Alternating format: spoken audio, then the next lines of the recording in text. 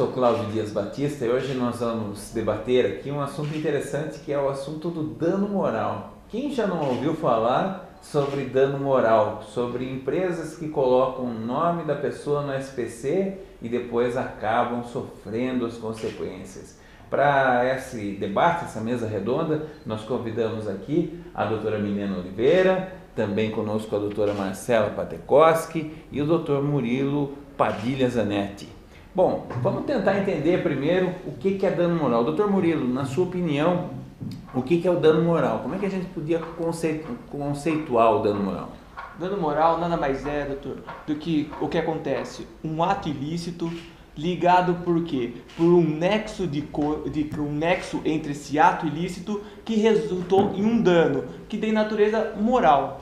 A natureza moral o que é? É no psíquico, dentro da pessoa, no íntimo. O dano moral dessa forma, ele não pode ser objetivar isso é dano moral. Depende muito da pessoa. Algumas pessoas falam em você poder se ofender, né? Na verdade, ninguém pode ofender ninguém. É uma realidade isso, né? Eu decido se eu estou ofendido ou não com o que estão me falando. Por exemplo, falam, você é feio. Eu dou risada, né? Mas outras pessoas vão pegar isso e falar, eu estou ofendido com isso. O dano moral, doutor Murilo, é quando você consegue atingir isso, consegue passar dessa barreira? Exatamente. Temos que pensar o quê? Existe o limite tolerável. O mero dissabor não é dano moral. O dano moral é quando realmente aquela frustração, aquela dor interna na consciência, aquele algo mais, faz com que? Faz com que a pessoa realmente tenha direito a ter esse dano moral indenizado. Ok.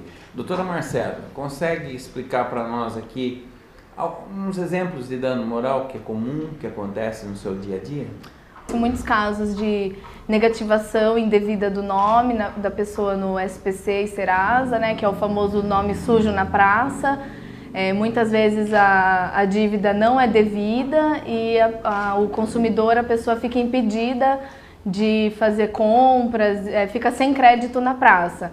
Então isso causa realmente um constrangimento e muitas vezes é indenizável. Ok. Companhias aéreas, doutora Milena, também acabam causando danos morais para as pessoas? Acabam. Várias companhias aéreas atrasam voos, o que traz um transtorno para a pessoa, né, para o consumidor. Ele pode perder compromissos. Extravio de bagagem. Extravio de bagagem. Muito comum também. Ok. Então, além dessas coisas, um banco, por exemplo, pode gerar dano moral, doutor? Claro, claro. Tem aquele caso típico do banco que faz com que a pessoa fique presa na porta giratória.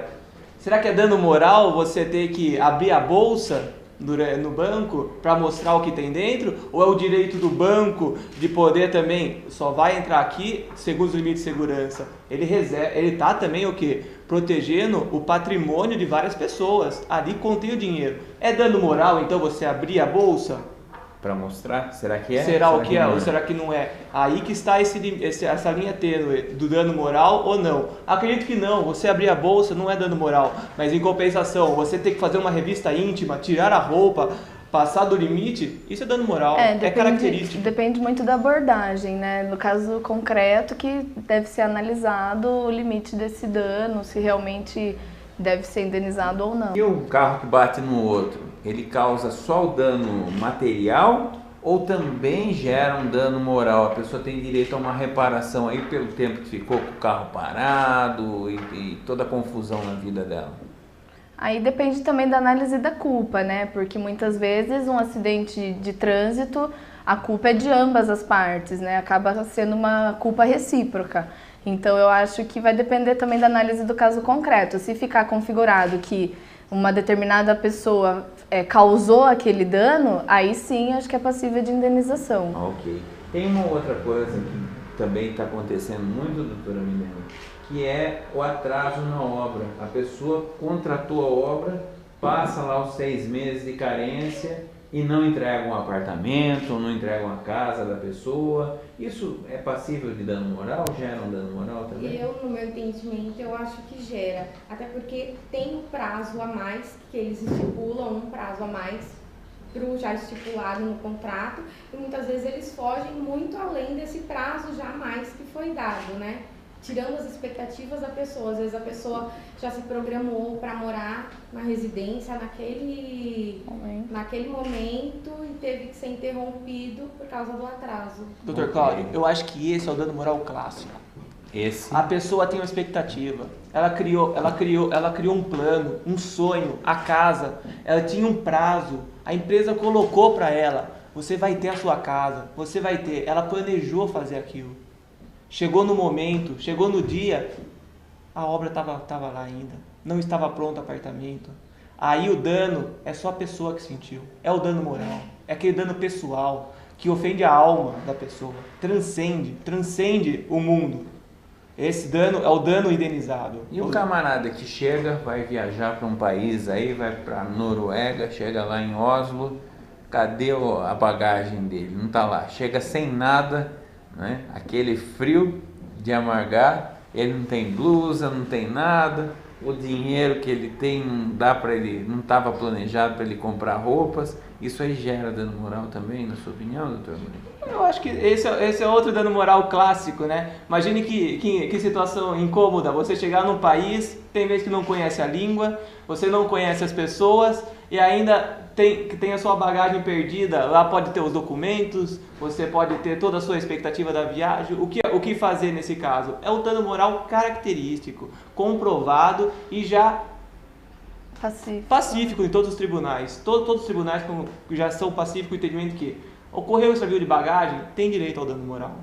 O que está acontecendo hoje em dia é que está ocorrendo o quê? Os tribunais eles estão dando uma diversão de quanto é o dano moral, né? O dano moral seria 10 mil? Seria 5 mil? Tem uma média? Tem um valor que normalmente é aquilo ou não? Então, o tribunal vinha considerando que o dano moral estava sendo na expectativa uma média de 10 mil reais. Uhum. O incrível que estamos vendo decisões conflitantes que eles têm considerado o dano moral um pouco ínfimo e colocado ele em 3 mil reais, 2 mil reais, ou até mil reais, ou até não considerando.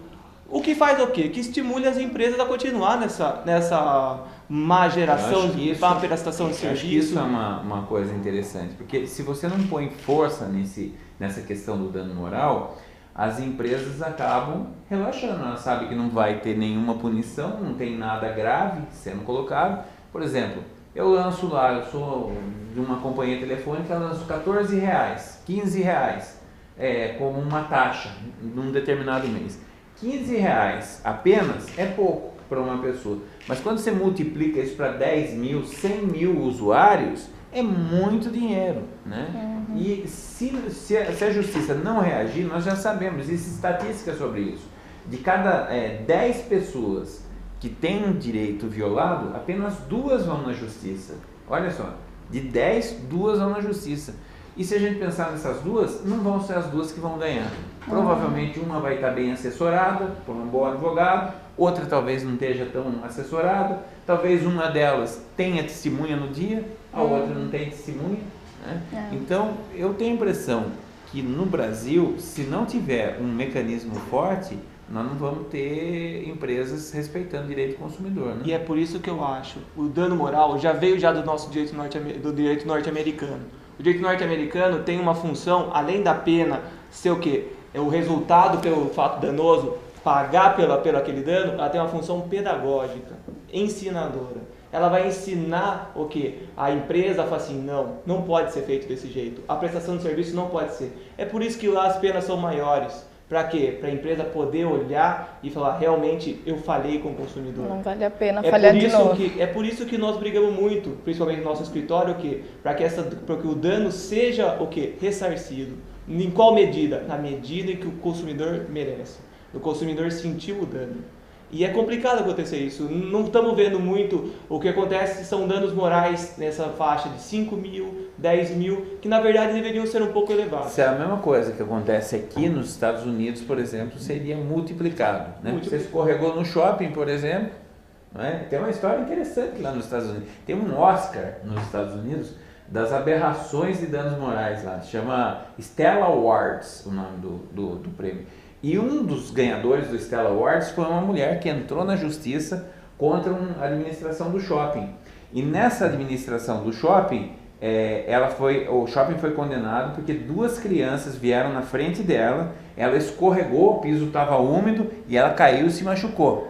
O que não contaram é que as 2 crianças eram os filhos dela, né? E a mulher foi ressarcida. A Stella, que deu o nome do Stella Awards, é uma velhinha que processou o McDonald's e ganhou milhões lá por causa de uma comida, um erro na comida, ela processou e ganhou. No Brasil, nós vamos ter danos morais nesses valores? O que vocês acham? Vai chegar nisso aí ou não? Eu acredito que não, porque aqui no Brasil o que a gente vê é que a preocupação maior dos juízes, dos tribunais, é não dar um enriquecimento sem causa ao consumidor. Enquanto lá nos Estados Unidos a preocupação maior é na função pedagógica das empresas, em fazer com que elas não reiterem o ato ilícito. E lá é punindo, né? E lá é punindo. Então lá eles desestimulam a nova prática, né? A reincidência. É interessante isso porque quando você sofre no bolso, você entende que não pode, né? Uhum. Eu tomei uma multa lá, $900. Nunca mais eu cometo infração nos Estados Unidos, já sei que não pode. Vale a pena.